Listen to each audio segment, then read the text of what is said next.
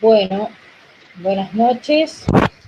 Vamos a dar esta clase sobre Dionisio, sobre el pseudo Dionisio, y vamos a comenzar por el tema de su nombre, aunque ya supongo que deben haber estado leyendo algo o escuchando algunas de las otras clases que hay en la plataforma, ¿no? Recuerdan que Dionisio, digamos, fue conocido como Dionisio el Areopagita, en referencia a este personaje de los Hechos de los Apóstoles. Sin embargo, se sabe que no se trata de la misma persona. La historia de su nombre es bastante divertida, por decir así, porque cuando, digamos, es llevado, los textos son llevados, las obras de Dionisio a Occidente, Ilduino decide no solo hacer una traducción con un equipo de traductores, sino también relacionar a este Dionisio con el obispo de Atenas y con el obispo de París, con lo cual, digamos, como hay un martirio, queda englobado este Dionisio Areopagita como obispo de Atenas y obispo de París y mártir. Y de allí, digamos, como la enorme influencia que tuvo en Occidente. Es decir, uno podría decir que por un lado hay un interés en sus mismos textos, en sus mismas obras, pero al mismo tiempo también está, digamos, esta marca, ¿no?, de santidad y esta relación aparentemente directa con San Pablo, o sea, esta antigüedad, ¿no?, que le da un brillo especial como autoritas. O sea, no era cualquiera, aparentemente, para los autores, tanto para los padres como para los padres de habla griega, digo, ¿no?, como en Occidente, este personaje. Es decir, él firma como Dionisio Areopagita, pero, digamos, resulta que no era. Es probable, o sea, él vive entre el siglo V y VI, eso es lo que se ha podido elucubrar sobre su verdadero tiempo, ¿no?, su momento histórico. La identidad hasta ahora sigue desconocida, es un gran misterio, o sea, ¿quién fue realmente Dionisio? Bueno, se lo conoce también como pseudo Dionisio o falso Dionisio, ¿no? Ezequiel Ludueña le llama falso también, ¿no? Aunque suena feo, pseudo por lo menos tiene un cariz un poco más agradable, ¿no? Es probable que fuese un sirio, es probable. Y sí sabemos que él escribe en griego. Por otra parte, para más o menos ubicarlo a este autor, completamente, digamos, ignoto en cuanto a su identidad real, debe ser el sobrenombre o el seudónimo mejor guardado de la historia, ¿no? Hay que ver que se ha descubierto que en su obra hay pasajes muy similares a los de Proclo, ¿no?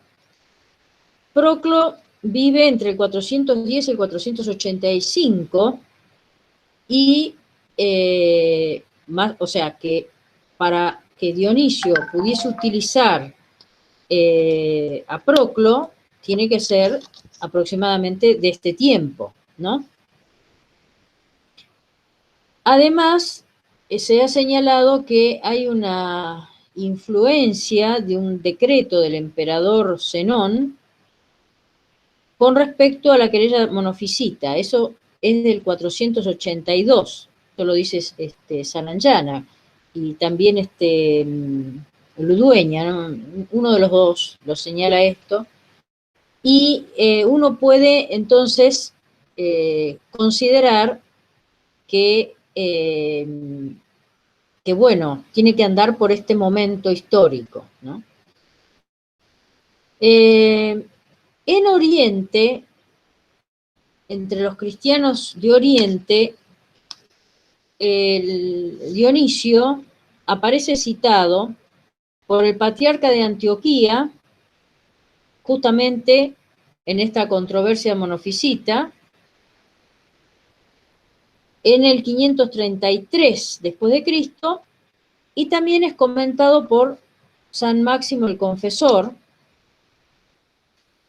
en el siglo VII.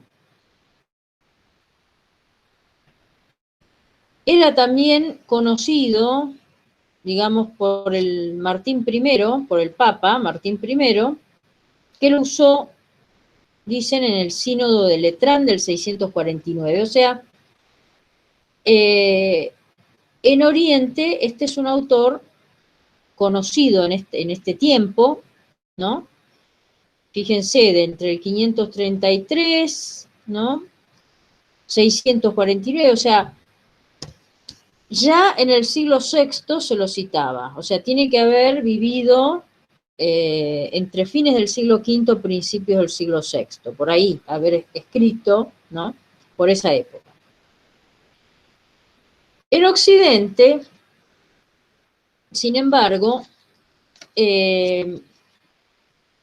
aparece el pseudo Dionisio a partir de este regalo del emperador que mencionábamos, ¿no? O sea, el emperador de Oriente, de Bizancio, el emperador de Bizancio, en 1827, el emperador llamado Miguel Balbo, Miguel el Tartamudo, ¿no?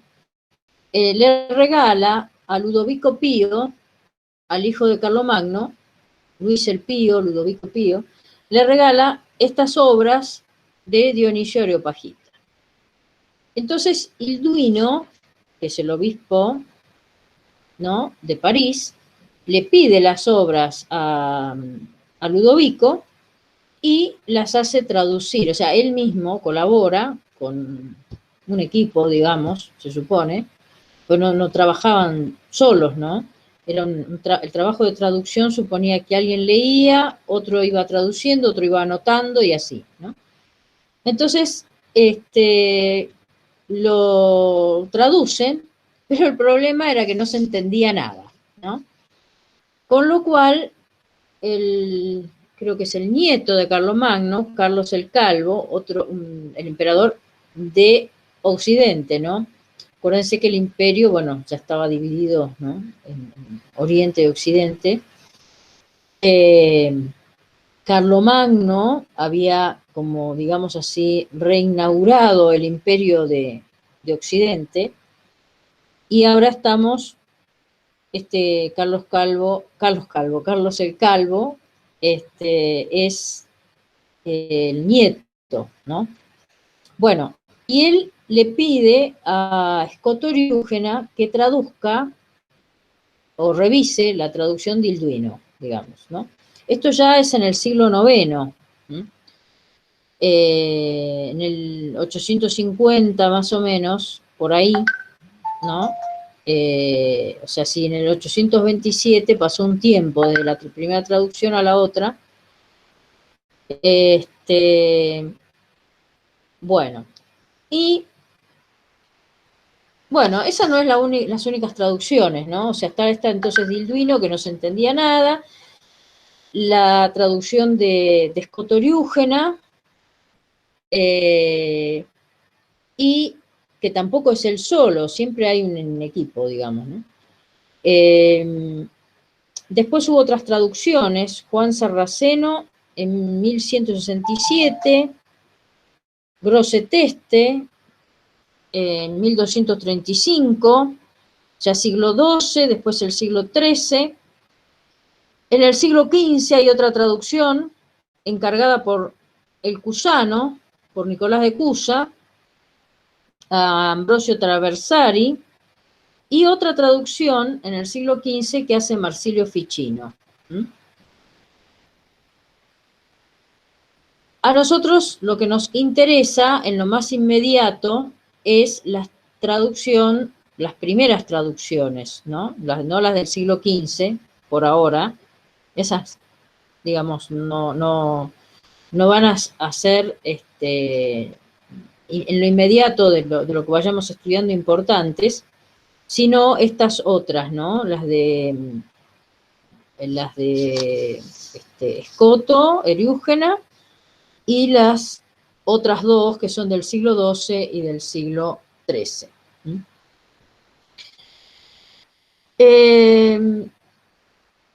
Dionisio tiene una influencia muy importante en Occidente. Esa influencia se puede ver en autores del siglo XII, en autores del siglo XI, antes, y por supuesto, o sea, qué sé yo, Fulberto de Chartres, en Hugo de San Víctor, un personaje muy importante, Hugo de San Víctor, que ya vamos a ver, Alberto Magno, en Santo Tomás y en San Buenaventura. Así como, digamos, personajes clave de la filosofía medieval que reciben una influencia de el Dionisio. Acá, digamos, tenemos que considerar, como estábamos diciendo, que en Dionisio hay pasajes de Proclo, ¿no? Lo que tenemos que considerar es que Dionisio es un autor neoplatónico. Y es interesante que en Occidente hay dos vías que tienen neoplatonismo principales, digamos así. Una es la vía de San Agustín y otra, digo con continuidad, ¿no? Que llegue hasta, digamos, la escolástica, a Santo Tomás, etc. Una es la vía de San Agustín y otra es la vía de Dionisio. Son las dos vías que hay. Ahora, no es, digamos, Dionisio, por ejemplo, el único autor neoplatónico, pero sí es el que, de alguna manera, presentó como la influencia más completa de neoplatonismo. En San Agustín hay neoplatonismo y hay en otro autor, digamos, anterior, que es Mario Victorino, que tiene influencias de Plotino, de Porfirio. Y a través de Mario Victorino en Agustín, y así, digamos, a la descendencia de Agustín le va a llegar este neoplatonismo. El neoplatonismo de Dionisio viene de Proclo, fundamentalmente. ¿Y qué elementos hay para considerar? La doctora D'Amico dice que se puede observar ciertos elementos que son clave en por qué, digamos, se puede considerar un autor neoplatónico, más allá de los dichos inmediatos de este autor, si cita o no cita. De hecho, Dionisio no cita a nadie, solo cita la Sagrada Escritura, y eso lo hace como más ignoto al autor, o sea, porque Dionisio no solo se pone un seudónimo, dice ser ese discípulo de San Pablo, sino que no cita a ningún autor. Y eso realmente es notable. Por eso es que no lo podían catalogar. De hecho, si hubiese citado, no hubiese podido decir que era el Areopagita, ¿no es cierto? Porque no tenía más, digamos, Proclo era su casi contemporáneo, con lo cual imposible, ¿no? Pero bueno, digamos, aunque no esté, hay ciertos elementos que son claramente neoplatónicos. Bueno, una es la manera de concebir al mundo.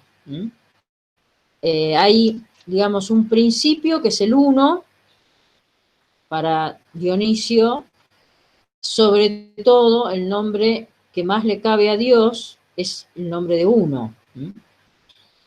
Respecto de la creación será el bien, eso, ¿no? Pero en sí mismo el que más, digamos, le cabe es el de uno. Después el tema de que hay una derivación de los seres, ¿no? Una derivación donde hay instancias intermedias. O sea, no es que hay un principio, hay un corte y después vienen todo lo demás, ¿no? Sino que hay el principio, que es el uno, y después se abre una multiplicidad que viene del uno, y que siempre tiene como intermediarios. En lo que no va a haber en Dionisio es que haya intermediarios entre Dios y la creación, como quien dijese una especie de demiurgo platónico, no. Pero sí que hay una jerarquía, ¿no? Donde hay una influencia de unos, digamos, de los superiores en los inferiores. Y sobre todo este asunto de instancias intermedias, es decir, que hay una graduación. Después esta derivación se da por una especie de flujo o emanación. La palabrita clave es la de flujo. No, no porque Dionisio vaya a plantear una especie de panteísmo, una especie de emanación necesaria, ni nada por el estilo, en eso no, pero sí que es como un fluir, digamos, de Dios, la creación, ¿no? Bueno, y hay un movimiento de proceder, un proceso, un proceder de Dios, y a su vez hay un retorno, una vuelta. Eso es también importante. Y digamos que el ciclo del proceso, del proceder, de ese fluir, digamos, y el volver, no redundan en agotar el principio, ¿no? O sea, no es, digamos, algo limitado.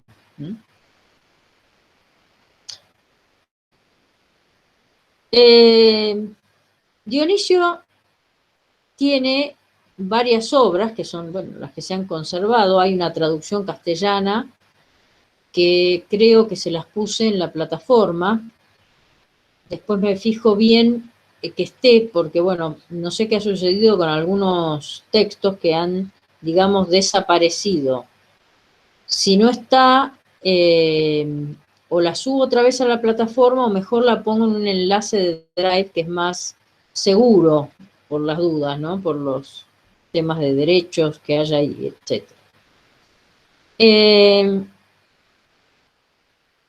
Cuando, digamos, la obra muy conocida y comentada de Dionisio, que se llama Sobre los nombres divinos, en esta obra Dionisio pone como primer nombre el nombre de bien. ¿Pero en qué sentido es un primer nombre? Es un primer nombre en relación a la creación, es decir, en relación a que Dios es causa, ¿no? de las criaturas, causa de la multiplicidad de las criaturas, entonces el nombre es el nombre de bien. ¿Mm? Sería como el primer nombre. Pero después está el nombre de ser, que es un nombre derivado. A nosotros eso nos llama la atención. Dentro del neoplatonismo eso no es novedoso. Para el neoplatonismo el primer nombre es el de uno, ¿no? En todo caso, el principio es el uno, ¿no? Y el ser es causado por el uno, ¿no? Eso, por ejemplo, va a aparecer en un libro que circuló en el siglo XIII y que fue comentado, que se llamaba el libro de las causas, ¿no? Y que es un libro también claramente neoplatónico. Bueno, si podemos, después más adelante vamos a ver algo de ese libro en relación a otros autores. La cuestión es que, entonces, el primer nombre de Dios no es el nombre de ser, sino el nombre de bien, ¿no? En relación a su creación. El segundo es el de ser, y así hay otros más. Pero Dios, si bien puede ser llamado con estos nombres, Dios en realidad está por encima de todo nombre. ¿Mm? O sea, es verdad, podemos decir que Dios es el bien, que Dios es el ser, que Dios es la luz, que Dios es la vida, ¿eh? Pero que es el amor, bueno, en fin. Y en realidad todos los nombres de las criaturas se pueden decir de Dios. Pero en el fondo Dios está por encima de todo nombre. Al ser el principio, Dios está por encima. Y justamente el hecho de que Dios sea el principio es lo que permite que pueda recibir los nombres de todas las cosas, porque es el autor, es la causa de todas las cosas, entonces puede recibir el nombre de todas las cosas, ¿no? Lo que pasa es que habría que decir, le caben todos los nombres, pero a su vez no le cabe ninguno. En realidad Dios está, estar por sobre, ¿no? Es decir, Dios es sobre esencial o supraesencial. Es un principio que habita en una región, digamos, más allá de todo nombre, o sea, incognoscible y a su vez inefable. O sea, nosotros no podemos ni conocer a Dios en sí mismo, ni decir nada de Dios, en el fondo, ¿no? Pero no es un decir nada que signifique que es como una especie de vacío, o porque no podemos decir nada porque, como a veces decimos, no hay nada que decir, ¿no? De esto. ¿Y qué te voy a decir? Nada. Porque como es algo poco interesante. No, en este caso se trata de una nada por exceso. O sea, es un no poder nombrar porque está por encima de la riqueza de lo que podemos nombrar que son las obras o lo creado. Lo que ha salido de Dios lo podemos nombrar, y de ahí que podamos nombrar a Dios. Pero esos nombres en realidad no lo dicen, ¿no? Es decir, Dios es entonces supraesencial, supraexistencial, y está como en una tiniebla incognoscible, o sea, más allá de lo que podamos conocer. Es interesante, dice la doctora D'Amico, que cuando se traduce a Dionisio, se radicaliza de alguna manera la vía negativa que esto supone, digamos, esto que estamos explicando, ¿no? De que Dios es incognoscible, en realidad, que está más allá de todo nombre. es lo que se conoce como vía negativa, que ahora voy a explicar, ¿no? Mejor. Y lo que dice ella es que que la traducción al latín radicalizó esa vía negativa, que de alguna manera, por ejemplo, ponía el ejemplo con la expresión nada, ¿no? Que es esto que estaba comentando recién, ¿no? La nada no sería ya en Occidente una mera privación, ¿eh? Como uno puede ver, por ejemplo, en San Agustín, ¿no? Una mera privación, sino algo más que eso, que es la nada, pues sí, verdad, puede ser una privación, pero también puede ser el exceso, lo que está más allá de toda la riqueza de los seres, ¿no? Creados.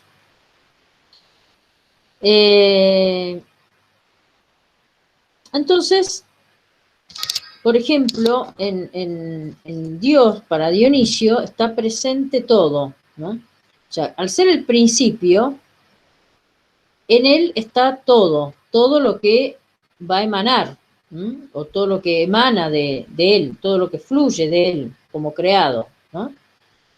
Tiene todos los principios de todas las cosas y también tiene todos los fines de todas las cosas, o sea, tiene todo, ¿no? Se podría decir que ese principio está en todas las cosas, ¿no? O sea, las tiene o las pretiene, ¿no? Las tiene dentro de sí, las tiene antes de que emanen, ese antes entre comillas, ¿no? Hablando metafísicamente, no temporalmente, pero también en las mismas cosas está el principio, ¿no? Lo que sucede es que está, pero a su vez podríamos decir que no está. O sea, está en todas las cosas, pero las cosas tampoco lo tienen o lo retienen totalmente, ¿sí? Porque es en el fondo un exceso, ¿sí? Se podría decir que Dios está en todo o en todas las cosas y que, sin embargo, no es nada de las cosas, en ese sentido de que las cosas no pueden retenerlo, o sea, las cosas creadas no pueden retenerlo como si les perteneciera, sino al revés. En todo caso, en Dios, como principio, están las cosas pretenidas, como en su origen. Este asunto de la teología negativa o de la vía negativa, ¿no? En Dionisio aparece del siguiente modo. Él dice que justamente por esto de que hay un principio, de que Dios es el principio, ¿no? Y que las cosas emanan de Él, vienen de Él, por creación, ¿no? Se le puede, en el conocimiento de Dios, afirmar todos los nombres que marcan de alguna manera las cosas. Entonces, digamos, esa es una vía afirmativa. Afirmar de Dios todos los nombres que podemos decir a partir de la obra de Dios, de su creación. Por ejemplo, Dios es el bien, Dios es la luz, Dios es amor, Dios es vida, Dios es ser, etcétera, etcétera, ¿no? Ahora, como Dios no es nada de todas las cosas, ¿no? Es el principio, está en todas, pero no es nada de las cosas, a su vez podemos negar todos esos mismos nombres, así como los afirmamos, los podemos negar, ¿no? Sería como una segunda instancia, ¿no? Donde podemos negar todo lo que se ha afirmado antes. Sería como decir, bueno, en la primera instancia Dios es el bien, pero, segunda instancia negativa, Dios no es el bien, podríamos decir, cómo se da en la creación, ¿no?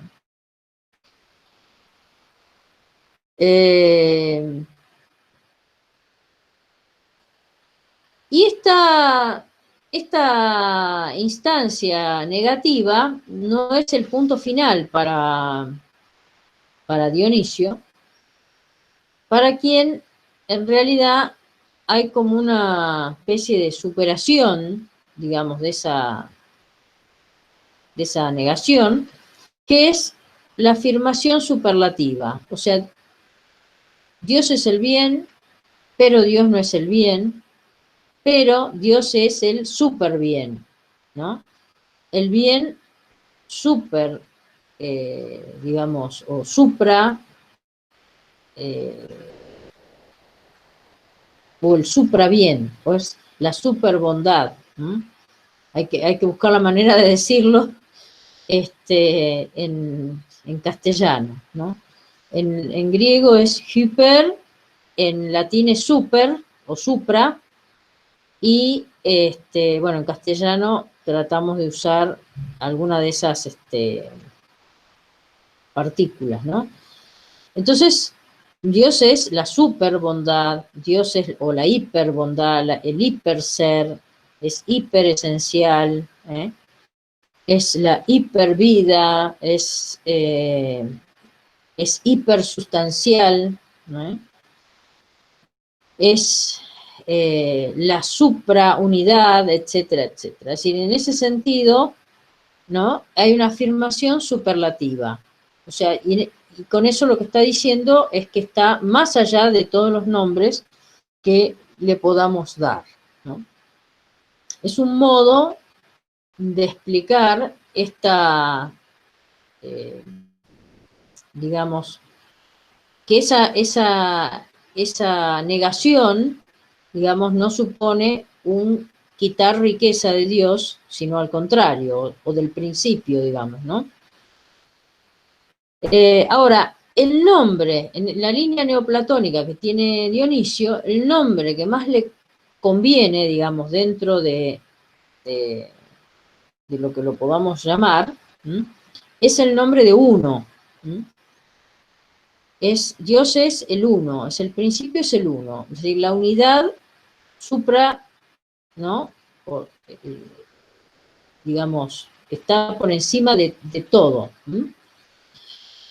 Esta unidad es una unidad pura, perfecta, ¿m? Y no puede tener ninguna clase de duplicidad, de multiplicidad. ¿M? Está absolutamente exenta la unidad de Dios de cualquier clase de multiplicidad. Y la multiplicidad ya supone la emanación, ya supone la creación. Es una emanación que no es, digamos, panteísta, ¿no? Es por creación.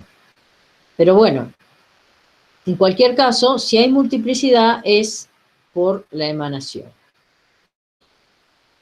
En otra obra, que es sobre las jerarquías, ¿no?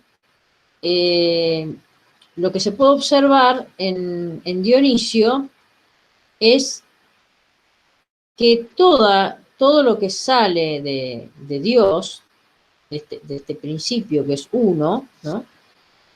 No vale, podríamos decir en criollo, no vale todo igual. O sea, hay una creación jerárquica, ¿no? Una jerarquía que es escalonada, graduada, ¿no? Y donde no hay saltos, digamos así, escalones extremos, sino que todo se va dando que lo inferior de lo superior se toca con lo superior de lo inferior. O sea, en Dionisio hay una suavidad, digamos así, la visión de una suavidad en la jerarquía de los seres, ¿no? Sea de los seres espirituales, sea de los seres materiales, de todos. En todo hay una jerarquía suave.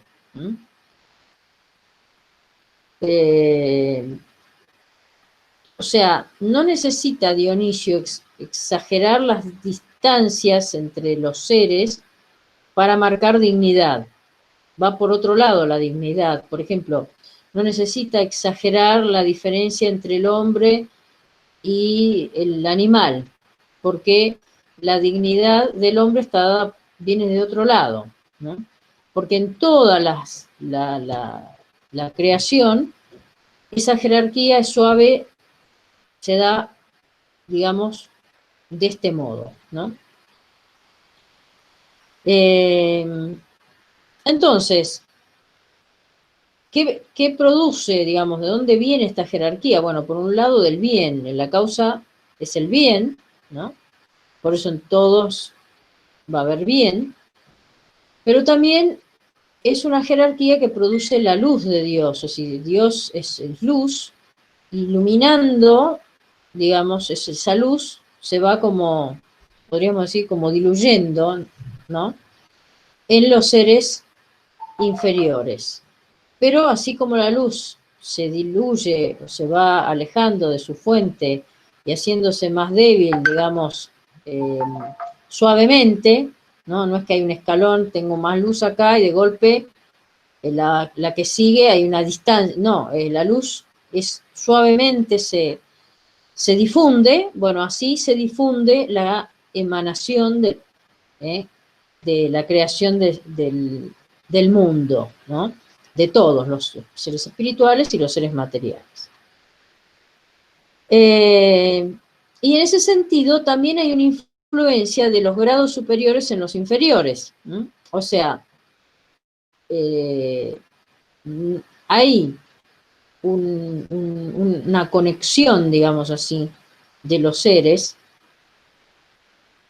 creados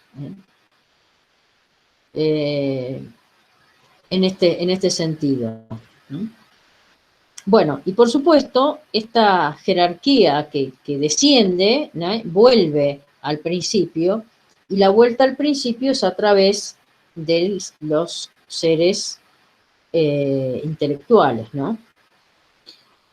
Bueno, digamos así, la expresión, digamos, que uno podría utilizar es la de emanación para la creación, como la entiende Dionisio, ¿no? Todos los autores que pensaban que Dionisio era el Areopagita, porque era el mártir obispo de París, todos estos autores trataron siempre de ver o de dar una interpretación bien católica de Dionisio, ¿no? Porque no, o sea, no se les pasaba por la cabeza que Dionisio pudiese, digamos, dar una interpretación neoplatónica pagana. Y bueno, así fue entendido, así fue, digamos, utilizado por otros autores, ¿no?